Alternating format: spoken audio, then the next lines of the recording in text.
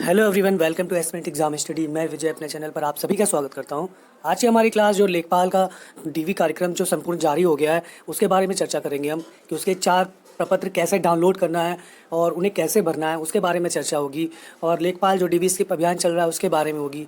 कौन कौन से डॉक्यूमेंट जरूरी लगेंगे और डॉक्यूमेंट कितने पुराने होने चाहिए, क्या होना चाहिए, पूरी बात होगी विस्तृत। पूरा संपूर्ण जानकारी दूंगा मैं आपको। मैं खुद लेखपाल डीवी के लिए सेलेक्टेड हूँ, तो जो मेरे प्रपत्र हैं उसी के माध्यम से बताऊंगा मैं पूरा आपको। तो चैनल पे नहीं हो तो प्लीज़ सब्सक्राइब कर दीजिए, लाइक करिए, कमेंट करिए, शेयर करिए, वॉच करिए, ज़्यादा से ज़्यादा वॉच करिए। चैनल मेरा न्यू है तो प्लीज़ सब्सक्राइब कर दीजिएगा। चलिए आज की क्लास स्टार्ट करते हैं। जैसे कि देख सकते हैं आज की क्लास में क्या होगा। 19 से 30 नवंबर तक, 19 सितंबर से 30 नवंबर तक कार्यक्रम जारी होगा, ये चलेगा डीवी वाला। और एक दिन में 700 स्टूडेंट रहेंगे। बाकी चलिए देखते हैं क्लास में पूरी कि क्या होगा क्या नहीं।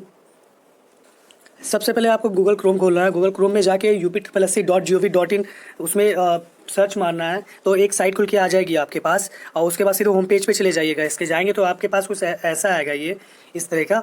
तो इसमें अगर आपने जैसे रोल नंबर किसी UPSC का भूल गए हैं, रजिस्ट्रेशन नंबर, तो इसी लाइन में अगर आप नीचे की तरफ जाओगे तो वहाँ उस नीचे की तरफ काफ़ी ऑप्शंस होते हैं, तो वहाँ से आप अपना रजिस्ट्रेशन नंबर प्राप्त कर सकते हो भूल गए हो तो। चलिए हम देखते हैं लेटेस्ट जानकारी जो है।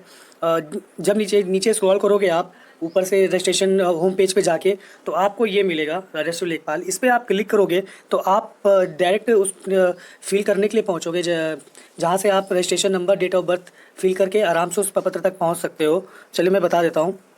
उसके बाद देखिए आप इस पेज पे पहुंचोगे जहाँ पे download document verification letter only examination mode लिखा हुआ है। यहाँ पे आप रजिस्ट्रेशन नंबर अपना फिल कर दोगे और डेट और DOB डेट कर दोगे, विच जेंडर आपको भरना होगा, सिक्योरिटी कोड है ये। वो फिल करने के बाद आप ग्रीन वाले पे क्लिक करोगे और आराम से आपका डाउनलोड हो जाएगा। उसके बाद जब आप सारी फिल कर दोगे, डाउनलोड पे क्लिक करोगे तो कुछ आपके पास ऐसा फेस खुल के आएगा। उस पर एक एक क्लिक करने के बाद उसे आप डाउनलोड कर लीजिएगा। 4 प्रपत्र हैं, 5। एक में आपका डिटेल एडमिट कार्ड होगा डीवी के लिए, एक में आपका डिटेल बताया होगा और बाकी 4 आपके जो भरने हैं वो होंगे। तो चलिए देखते हैं कि क्या है और मैं पूरा जो नोटिस जारी है वो दिखाता हूँ आपको। ये डाउनलोड करने के बाद रख लेंगे आप और इसके 3-3 सेट फ़ोटो स्टेट करवा लीजिएगा कहीं भी PDF निकाल के। ये रहा कल का नोटिस जो देर रात आया था और देख सकते हैं इसमें कि इसकी परीक्षा कब हुई थी, क्या पूरा आयोजन लिखा हुआ है। इसकी लिखित परीक्षा देख सकते हैं 31/7/2022 को हुई थी और इसके ऑनलाइन सबमिट 28/1/2022 को थी। तो एक चीज़ मैं बता दूं इसका कि इसके जो ये आपको 28/1/2022 दिख रही है, जो भी आपके डॉक्यूमेंट बने होंगे, चाहे जाति हो, निवास हो, ये सब चीज़ें इस डेट के पहले की होनी चाहिए। इसके बाद की लेटेस्ट नहीं मानी जाती है। जो हमारा एप्लीकेशन सबमिट का लास्ट डेट होता है वो उस डेट के पहले तक का बना होना चाहिए, वही वैलिड माना जाता है। ज़्यादा से ज़्यादा 1 या 2 साल पुराना चल जाएगा आपका, बहुत ज़्यादा 10 साल 14 साल पुराना आपका नहीं चलेगा। 3 साल तक मान सकते हो आप। आपके जितने भी डॉक्यूमेंट हैं ज़्यादा से ज़्यादा 2 से 3 साल होने चाहिए उसके। और जो डेट आपने भरी थी लेखपाल के एंड होने से पहले, उस डेट के पहले का बना होना चाहिए। चलिए देखते हैं नेक्स्ट क्या है। जैसा कि देख सकते हैं इसमें आपकी 27,400 अभ्यर्थियों में 22 अभ्यर्थियों को डिबार किया गया। एक सिर्फ एक लॉलीपॉप पकड़ाया गया और कुछ नहीं है। 15,000 संदिग्ध हैं उसमें, सबको पता है 15,000 संदिग्ध हैं। आयोग के पास उसका डेटा है, तो इनको डिबार करो ना आप। ये 22 का लॉलीपॉप दे रहे हो, 22 को डिबार कर दिया आपने, फिर नौटंकी होगी वहाँ पे। 15,000 बैठे हैं और डेटा कह रहे हैं 22 को। तो ये देख सकते हैं। उसके बाद देख सकते हैं 22 को डिवाइड करने के बाद 27 या 433 बचते हैं। देख सकते हैं आप 19 सितंबर से स्टार्ट होगा ये, 19/9/2023 से। एक दिन में 700 लोग टोटल बुलाए जाएंगे। सुबह 10 बजे से जिनका वेरिफिकेशन होगा 350 लोग होंगे और दोपहर का 350 लोग होंगे। वो इसी तरह से आगे बढ़ता जाएगा। जो मेरा वो 27 तारीख को एडमिट कार्ड में है। बाकी देख लीजिए ये पूरा 19 तारीख तक जाएगा, 19-10 अक्टूबर तक है ये। चलिए नेक्स्ट दिखाता हूँ आप। इसी तरह नेक्स्ट देखिए क्या है। नेक्स्ट में भी आपका यही है। स्क्रॉल करते जाएंगे तो देखिए 30 नवंबर तक है लास्ट। आप 30 नवंबर तक, बहुत लंबा चलने वाला है। इसका पता नहीं मेरिट कब होगी, फिर ज्वाइनिंग कब देंगे ये। उसके बाद नीचे नीचे भी देखिए कुछ कुछ लिखा हुआ है, वहाँ पे नीचे की लाइन ज़रूर पढ़िएगा। अंतर्गत लिखित स्कोर के आधार पर चिन्हित 27,433 अभ्यर्थियों को सूचित किया जाता है कि डॉक्यूमेंट वेरिफिकेशन लेटर और 4 अन्य प्रपत्र अपलोड कर दिए गए हैं, जिसको आप डाउनलोड कर सकते हैं। मैंने डाउनलोड करने का तरीका बता दिया है आपको स्टार्टिंग में ही। उसके बाद 2 रंगीन फ़ोटो के साथ डाउनलोड किए गए डॉक्यूमेंट वेरिफिकेशन लेटर, क्या क्या ले जाना है आपको उसमें लिखा हुआ देखिए। उपस्थित होने के लिए विज्ञापन, अर्हता, अंक पत्र, प्रमाण पत्र, आरक्षण संबंधी पत्र, आयु से जो दिया उसके प्रपत्र, उसके बाद छाया प्रति आपको फोटो स्टेट रखनी है, 4 प्रपत्र आपके इसके जो डाउनलोड करेंगे वो निकालेंगे। और मैं टोटल आपको बता देता हूँ, प्लीज़ अपने डॉक्यूमेंट के 3-3 4-4 फोटो कॉपी सेट करवा लीजिएगा, बहुत ज़रूरी है। जो भी डॉक्यूमेंट हो आपके पास सारा डेटा दीजिए, CCC का भी दीजिए, उसको कोई उसके सिर्फ लइए चना खाने के लिए नहीं रखा है उसको, आपने लगा देंगे तो कुछ होगा नहीं उसमें, आप लगा दीजिए आराम से, मांगा या ना नहीं मांगा है। उसके बाद देख सकते हैं इसका एड्रेस लिखा है कि कहाँ पे होगा ये उत्तर प्रदेश अधीनस्थ सेवा चयन आयोग, तृतीय तल, पिकअप भवन, विभूति खंड, गोमती नगर, लखनऊ में इसका होगा डेटा। और अभ्यर्थियों से अपेक्षित है कि वह अर्हता अभिलेख परीक्षण हेतु फोटो युक्त पहचान पत्र, आधार कार्ड मूल प्रति के साथ अवश्य लेके आएँ। आधार कार्ड ले जाना है, पैन कार्ड ले जाना है, जो भी आपके पास हो, और वोटर कार्ड, उसका छाया प्रति भी लेके जाना है आपको।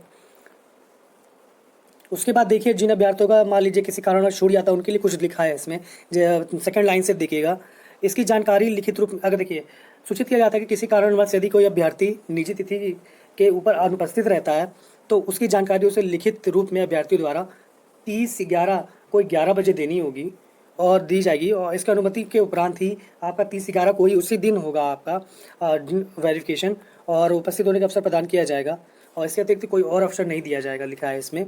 और बाकी आपके काम करनी है, ये कुछ राज्य पे आधारित है। चलिए नेक्स्ट देखते हैं कि प्रपत्र कैसे भरना है। आपका पहला प्रपत्र है, देख सकते हैं एड्रेस लिखा हुआ है साइड में।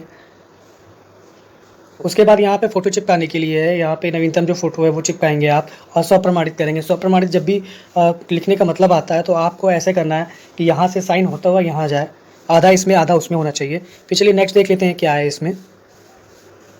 सबसे पहले देखिए दे रखा है पद या सेवा का नाम, तो यहाँ पे आप जो इसके आगे का कॉलम है वहाँ पे आप लेखपाल लिख लेंगे, वहाँ पे फर्स्ट कॉलम में जहाँ लिखा है सेवा जिसके लिए अभ्यर्थी आवेदन कर रहे हैं। उसके बाद अभ्यर्थी का नाम है हिंदी अंग्रेजी में लिखा होगा आपका, हिंदी में जैसे उसके ऊपर लिख लेंगे आप। उसके बाद पत्र व्यवहार का पूरा पता और लिख लेंगे। और यदि मान लीजिए आपने पत्र व्यवहार का पता दे रखा है और उसमें कुछ चेंज हुआ है तो आप उसको विभाग को डाक द्वारा वो भेज कर सूचित करेंगे कि चेंज हुआ है कि क्या है। उसके बाद 4th नंबर आता है, आपको जिला वो सब भर लेंगे आप। जन्म तिथि हिंदी इंग्लिश दोनों में हो जाएगा, इसमें ज़्यादा कुछ बताने के लिए नहीं है। अभ्यर्थी के पिता का नाम, ये सब चीज़ें आप पढ़ लेंगे। और उसके बाद अभ्यर्थी के पिता पति के जन्म स्थान जो भी इसमें लिखा हुआ है उसका देख सकते हैं क्या पूरी तरह से दे रखा है, पिता का नाम।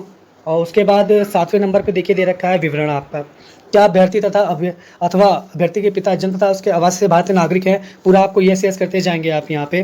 क्या अभ्यर्थी विज्ञापन में उल्लिखित किसी प्रकार का आरक्षण चाहते हैं तो उसमें भी आपका यहाँ लिखेंगे। आपको जाति और बहुत सारी चीज़ें आपको यहाँ पर लगानी पड़ेंगी, 1-2 कॉलम इसमें दे रखा है, देख सकते हैं इसमें हाँ ना जाति उपवर्ग सारी चीज़ें दे रखी हैं।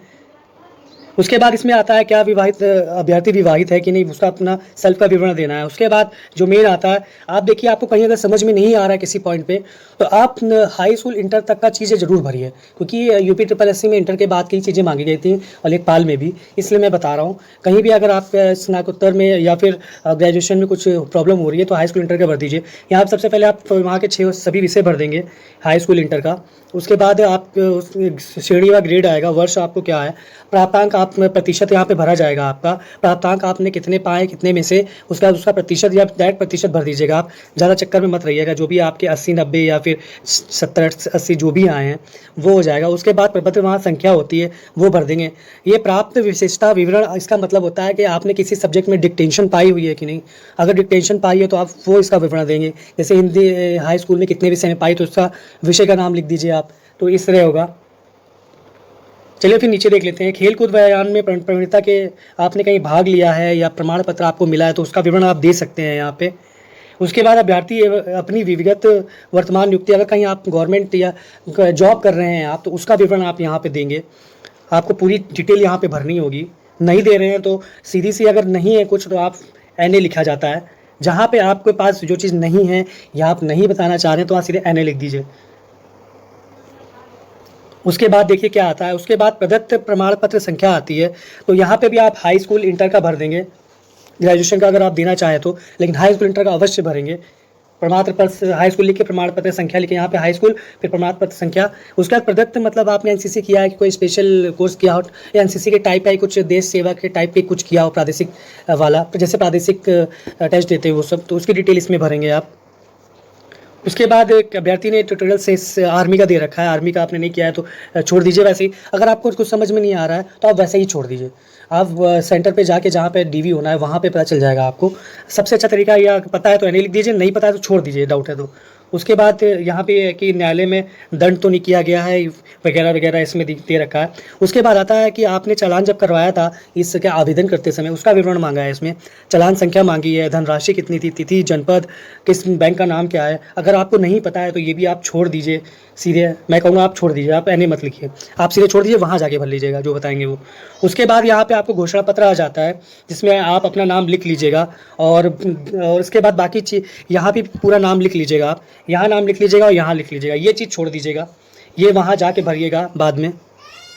चलिए दूसरा प्रपत्र देखते हैं। ये एडमिट कार्ड है जो कि डीवी का है। इसमें देख लीजिए क्या क्या पूछा गया और क्या मांगा गया है। इसमें सेकंड नंबर देख सकते हैं आप कि आयोग द्वारा विस्तृत आवेदन पत्र, प्रमाणीकृत पत्र, देशना पत्र और प्राप्तांकों का विवरण इसमें मांगा गया है। उसके बाद डिग्री सब इसमें पूछा गया है। उसके बाद आप सेकेंड ऑप्शन देखिए इसका, यहाँ देखिए मूल प्रपत्र मिलाने के उपरांत ही आपका किया जाएगा। और उसके बाद देखिए इसमें एक और चीज़ भी मेंशन है। लास्ट लाइन देखिए, सेकंड की सबसे लास्ट लाइन वो आपके काम की है। अभ्यर्थियों को स्पष्ट किया जाता है क्योंकि शैक्षिक जो अंक पत्र हैं, प्रमाण पत्र हैं, वो अंतिम आवेदन तिथि के जस्ट पहले का होना चाहिए। यही मैं आपको बता रहा था, इसके पहले का ही मान्य होता है बना हुआ सर्टिफिकेट जितने भी हैं, और आपको इसी के पहले का सर्टिफिकेट वहाँ पे लगाना होगा। और ज़्यादा पुराने नहीं होने चाहिए, 3 साल मैक्सिमम 3 साल मान सकते हैं आप, 3 से 4 साल। बहुत लोग 10 साल 15 साल पहले के लाते हैं तो उसका डेटा नहीं है। अब काफ़ी चीज़ें बदल गई हैं तो उससे डेटा आपका आएगा ही नहीं उसका, क्योंकि सारी चीज़ें कंप्यूटराइज्ड हो गई हैं तो एक कोड से आ जाता है डेटा आपका। चलिए देखते हैं नेक्स्ट। उसके बाद बाकी चीज़ें लिखी हुई हैं कि मोबाइल परिसर मोबाइल स्विच ऑफ या फिर साइलेंट मोड पे रखना चाहिए। उसके बाद अगर आपके डिग्री या कुछ चीज़ें मिलान नहीं होते हैं तो आपको डीवी से बाहर कर दिया जाएगा। स्वल्प प्रमाण करके फ़ोटो ले जानी होगी, जो नवीनतम फ़ोटो मैक्सिमम 6 माह पुरानी होनी चाहिए। तो चलिए बाकी चीज़ें देखते हैं। देख सकते हैं तीसरा प्रपत्र है। इसमें आपको अपने प्राप्तांकों का विवरण देना है। इसमें पहले देख सकते हैं कि क्या है, हिंदी है, इंग्लिश है, गणित है। ये हाई स्कूल इंटरमीडिएट का दे रखा है। आप अगर इधर नहीं भरना है तो कम से कम आप ये फिल कर दीजिएगा। उसके पूरे चीज़ें लिखिए, फिर यहाँ लिखिए, यहाँ पे पूरा लिख दीजिएगा। उसके बाद देख सकते हैं पूर्णांक प्राप्तांक ज़्यादा कठिन नहीं है, सब्जेक्ट का है और सब्जेक्ट 6 आप भर सकते हैं आराम से। ग्रेजुएशन में बहुत सारे हो जाते हैं तो आपको 2-2 3-3 कॉलम बनाने पड़ते हैं, तो सारे सब्जेक्ट कैसे लिखेंगे तो उसमें थोड़ी डिफिकल्टी आएगी। तो आप इंटर और हाई स्कूल का लिख के छोड़ दीजिए, क्योंकि वहाँ पे न्यूनतम इंटर ही मांगा है, तो इसलिए मैं कह रहा हूँ। चलिए नेक्स्ट देखते हैं क्या है। पूरा भरने के बाद आप नीचे आएंगे तो उसका आपको योग करना पड़ेगा। योग करके नंबर लिख देंगे आप, और उसके बाद श्रेणी आपने जिसमें उत्तीर्ण की है आप वो लिखेंगे। उसके बाद आप नीचे लिख देंगे सेल्फ कि मैं प्रमाणित करता हूँ कि मेरे द्वारा जो सूचना दी गई वो सही है कि नहीं। ये चौथा प्रपत्र आ जाता है। इसमें आपको हिंदी अंग्रेजी इसमें नाम लिखना पड़ेगा, पिता और पति जो भी हो विवाहिता के लिए उनका नाम लिखना पड़ेगा। उसके बाद डेट ऑफ बर्थ होता है नीचे। चलिए मैं आगे बताता हूँ। आपके बाद आपका देखिए स्थायी पता है, फिर सेम पत्र व्यवहार का पता आ जाता है, फिर सेवा पद जिसके लिए आप आवेदन कर रहे हो उस लेखपाल लिख देंगे आप। उसके बाद किस जाति से, अनुसूचित जाति क्या है आपकी, उपजाति क्या है उसका लिखेंगे आप। परीक्षा जो उत्तीर्ण की हो, फिर से यहाँ पे इंटर हाई स्कूल का विवरण दे देंगे आप पूरा, और किस स्थिति से किस स्थिति तक अगर जॉब कर रहे हैं उसका विवरण देना है आपको, अगर कर रहे हैं कहीं तो। उसके बाद नीचे आएंगे तो आपको देखिए कृपया इस रिक्त स्थान पर भर के अपने आवेदन पत्र के साथ लगाएं। तो आपको ये देना है जो भी ऊपर लिखा हुआ है, रिक्त स्थान भर लेंगे। आपका ये एड्रेस है जहाँ पे आपका होना है पिकअप भवन पे। चलिए नेक्स्ट देखते हैं। ये आपका प्रमाणित फॉर्म है जहाँ पे आपको डिटेल अपनी भरनी की, आपने जो दिया है वो सही है कि नहीं। उसके बाद आप भर लेंगे। देख सकते हैं कि सेकंड नंबर पे दूसरा सब क्लॉज है जो। उसके बाद पिताजी का पूरा नाम भर लेंगे। उसके बाद उपनामों के साथ अगर कोई है तो माता जी का पूरा नाम भर लेंगे, उनका उपनाम भी है तो। उसके बाद राष्ट्रीयता, माता पिता क्या है, शादीशुदा है तो उनकी राष्ट्रीयता क्या है। स्थायी निवास के बारे में पूरा भर लेना है आपको। उसके बाद आता है पत्र व्यवहार पूरा भर लेंगे। एड्रेस के बाद आपके स्कूल का आता है, स्कूल के लिए आप क्या भरेंगे तो वो मैं बता देता हूँ आपको।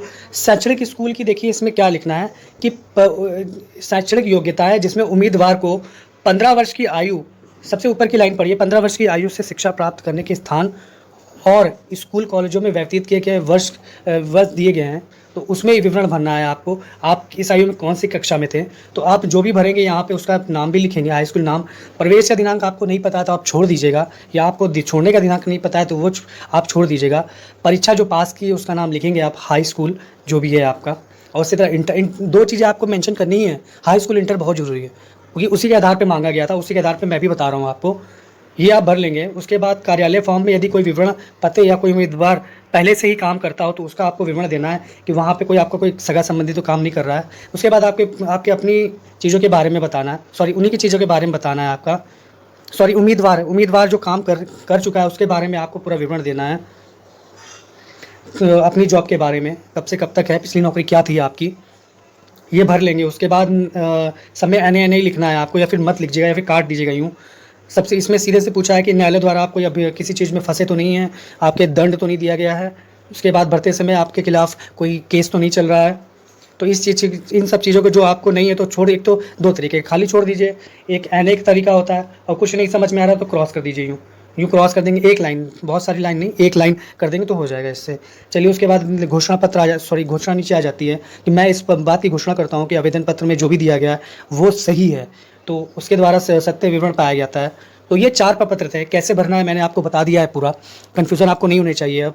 और चलिए मैं आपको बताता हूँ कितनी मेरिट जा सकती है इसकी। देखिए पहले ही इसकी मेरिट बहुत हाई गई है, 75.75 जनरल मेरिट है, तो इसकी मान के चलिए जो 75.75 से 2 आप और ऊपर कर लीजिए, ज़्यादा से ज़्यादा 77 से 79 तक ही इसकी मेरिट जानी चाहिए, क्योंकि पहले से ही ये बहुत हाई है, और ये बस इतना ही, इससे ऊपर नहीं जाना चाहिए, यहीं तक रहना चाहिए, क्योंकि बहुत हो जाएगा वैसे भी। और 77 से 79 तक में ही देख पाएंगे आप इसका जो मेरिट है। तो आगे के लिए ऑल द बेस्ट सभी को। चैनल पे प्लीज़ बने रहिए, और अच्छा लगा हो तो प्लीज़ सब्सक्राइब कर दीजिएगा, शेयर करिएगा ज़्यादा से ज़्यादा, ताकि ज़्यादा लोगों को भी पता चले कि कैसे फॉर्म भरना है, कैसे डाउनलोड करना है। अधिक से अधिक लोग तक ये वीडियो पहुँचाइए, जिनकी जो भी ज़रूरतमंद है, जिनको नहीं भरना आ रहा है, समझ में नहीं आ रहा है कुछ, तो वो इसके माध्यम से आराम से देख के भर सकते हैं। तो ये आपका आज का था लेखपाल का जो भी विवरण था, कार्यक्रम जारी किया गया, उसका विस्तृत पूरा जानकारी। तो चैनल पे बने रहिए प्लीज़, लास्ट तक वॉच किया करिए, और मिलते हैं नेक्स्ट वीडियो में बहुत जल्दी। चैनल सब्सक्राइब कर दीजिएगा। धन्यवाद।